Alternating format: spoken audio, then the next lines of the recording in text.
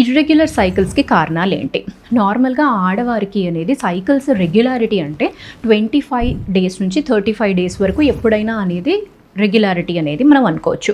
దీనికన్నా మించి ఒకవేళ ఒక మంత్లో మీకు 20 డేస్కి వస్తుంది, ఒక మంత్లో 40 డేస్కి వస్తుంది, లేకపోతే అసలు 2 మంత్స్ వరకు రావడం లేదు, ఇలా మీకేమన్నా ఉంది అంటే అప్పుడు ఇర్రెగ్యులర్ సైకిల్స్ ఉన్నాయి అన్నట్టుగా అనుకుంటాము. సో దీనికి జనరల్గా రీజన్స్ అనేవి ఏముంటాయి?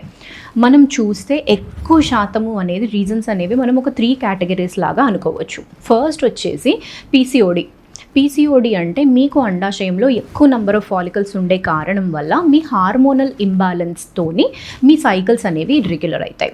నెక్స్ట్ వచ్చేసి ఇంకొక మోస్ట్ ఇంపార్టెంట్ రీజన్, ఒకవేళ మీ ఎగ్ రిజర్వ్ అనేది తగ్గింది అంటే కూడా మీ సైకిల్ మీకు ఇండికేట్ చేస్తుంది. ఇలాంటి కారణం వల్ల కూడా మీకు ఇర్రెగ్యులర్ సైకిల్స్ అనేవి రావచ్చు.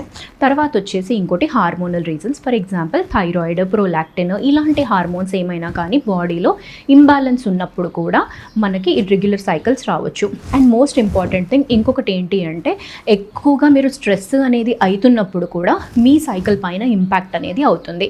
ఇలా ఇవే మనకి మేజర్గా 3 కేటగిరీస్. దీంట్లో ఏదైనా ఉన్నప్పుడు మీ సైకిల్ అనేది ఇర్రెగ్యులర్గా అవుతుంది.